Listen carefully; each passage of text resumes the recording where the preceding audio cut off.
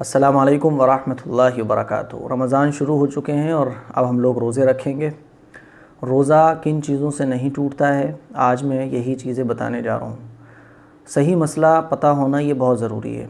Number एक, भूल कर खाने पीने से होता क्या है कि हम लोग रोज़े से होते हैं और याद नहीं रहता है और हम लोग भूल कर खा लेते हैं। तो भूल कर अगर कोई खा लेता है तो इससे रोज़ा नहीं टूटता है। और एक मज़े की बात यह है कि शरीयत का हुक्म ये है कि देखो, अगर कोई शख्स ऐसा है जो कमज़ोर है और वो भूल गया और खाना शुरू कर दिया उसने, तो उसको याद मत दिलाओ। वो कमज़ोर है, रोज़ा रखने की उसके अंदर ताकत नहीं है, वो भूल के खा रहा है, तो शरीयत ये कहती है याद मत दिलाओ। और अगर रोज़ा रखने वाला ताकतवर है ना, वो रोज़ा रखने की ताकत रखता है, वो भूल गया और वो खा रहा पी रहा है, तो ज़रूरी है कि याद दिला दो फ़ौरन। तो ये देखिए मज़े का मसला है जो मैंने आप लोगों को बताया है। घर में अगर आप देखें कि कोई कमज़ोर है और भूल गया और खाना पीना शुरू कर दिया, तो याद मत दिलाओ, खाने दो। और कोई अगर ऐसा है जो सेहतमंद है तो वो ही खा रहा है, तो फ़ौरन याद दिला दो। तो भूल कर खाने पीने से रोज़ा नहीं टूटता है। और कोई है ही नहीं याद दिलाने वाला, वैसे ही हमने भूल कर खा पी लिया, तो भूल कर कितना ही आप खा पी लें, नो प्रॉब्लम, रोज़ा नहीं टूटेगा। लेकिन खाते पीते जैसे ही याद आ जाए तो फ़ौरन, फिर ये नहीं कि आप सोचें कि साहब ये लुक़मा भी अंदर ले जाओ, नहीं, फ़ौरन थूक देना चाहिए। नंबर दो, थूक निगलने से रोज़ा नहीं टूटता है। थूक कम हो या ज़्यादा, थूक अगर निगलने से रोज़ा नहीं टूटता है।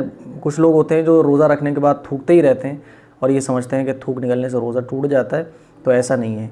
बहुत सारे लोगों को आपने देखा होगा रोज़ा रखने के बाद थूकते ही रहते हैं, तो थूक निगलने से रोज़ा नहीं टूटता है।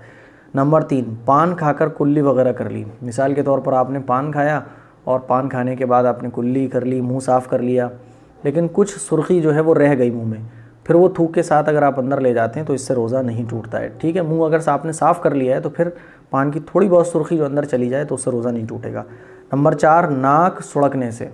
नज़ला होता है, ज़ुकाम होता है, तो कभी कभी नज़ला अंदर जाना शुरू कर देता है और अंदर गिरता है, या हम लोग कभी कभी नाक सुड़कते हैं तो नाक अंदर चली जाती है, तो इससे भी रोज़ा नहीं टूटता है।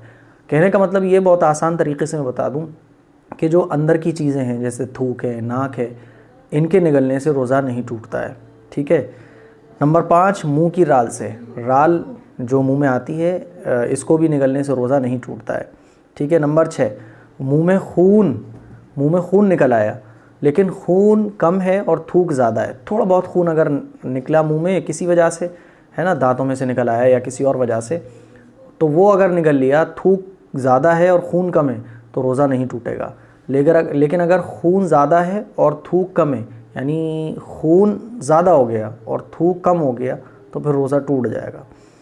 नंबर सात, ज़बान से चखने से। मिसाल के तौर पे घर की ख़वातीन हैं, घर के खाने वगैरह बनाती हैं, तो अगर खाना चख लेती हैं वो, नमक ये वो बहुत सारी चीज़ें खाना बनाते टाइम चखनी पड़ती हैं ताकि ख़राब ना हो, तो अगर ज़बान से चख लेते हैं तो इससे भी रोज़ा नहीं टूटता है। लेकिन ख़्याल ये रखना चाहिए कि ज़बान से चखने के बाद कहीं वो चीज़ अंदर ना जाए। अगर हलक से अंदर उतर जाएगी तो फिर रोज़ा टूट जाएगा। इसीलिए ज़बान से चख लिया फिर थूक दिया तो रोज़ा नहीं टूटेगा। इसी तरह से बहुत सारे ख़वातीन के शौहर जो होते हैं वो सख्त मिजाज होते हैं, तो अगर सख्त मिजाज शौहर और ज़रा से कमियों पर वो खाने को कमी निकालता है और बहरहाल सख्ती के साथ पेश आता है, तो ऐसी सूरत में आप खाना चख सकती हैं। ठीक है। नंबर आठ, बच्चा छोटा हो, जैसे कि बाज़ दफ़ा बच्चे छोटे होते हैं तो बच्चों को खाना चबा कर खिलाया जाता है। और घर में अगर ऐसी सिचुएशन पेश आ जाए कि छोटे बच्चे हैं, उनको चबा के खिलाने की ज़रूरत पड़ जाए, तो रोज़े की हालत में खाना चबा कर बच्चे को खिलाया जा सकता है। लेकिन शर्त वही है कि खाना अंदर ना जाए। जो बच्चे के लिए खाना चबाया जा रहा है वो अंदर ना जाए, और कोई भी चीज़ जैसे खाना बनाते हुए चखा जा रहा है तो वो भी अंदर ना जाए, अंदर नहीं जाना चाहिए। नंबर नौ, मिसवाक से। मिसवाक करना सुन्नत है रोज़े की हालत में। तर मिसवाक हो या सूखी मिसवाक हो, आप मिसवाक कर सकते हैं, रोज़ा नहीं टूटेगा मिसवाक करने से। लेकिन याद रखिएगा, कॉलगेट और मंजन वगैरह से रोज़ा तो नहीं टूटेगा, लेकिन रोज़ा मकरूह हो जाता है। रोज़े की हालत में कॉलगेट, मंजन, ये वो ब्रश वगैरह नहीं करना चाहिए। आप सहरी से पहले कर लें, इफ्तार के बाद कर लें, रोज़े की हालत में ये करना ठीक नहीं है। रोज़ा तो नहीं टूटेगा लेकिन मकरूह है ऐसा करना। मिसवाक करना अलबत्ता सुन्नत है। नंबर 10, तबीयत ख़राब हो जाती है, अल्लाह ना करे किसी की तबीयत ख़राब हो, लेकिन कभी तबीयत ख़राब हो जाती है, इंजेक्शन वगैरह लगते हैं, तो इंजेक्शन लगवाने से ज़रूरत पर रोज़ा नहीं टूटता है। बिला ज़रूरत लोग गर्मी की वजह से ग्लूकोज़ के इंजेक्शन वगैरह लगवाते हैं, वो ठीक नहीं है। हाँ, अगर तबीयत वाकई ख़राब है तो ज़रूरत पर इंजेक्शन लगवाए जा सकते हैं। इंजेक्शन लगने से रोज़ा नहीं टूटता है।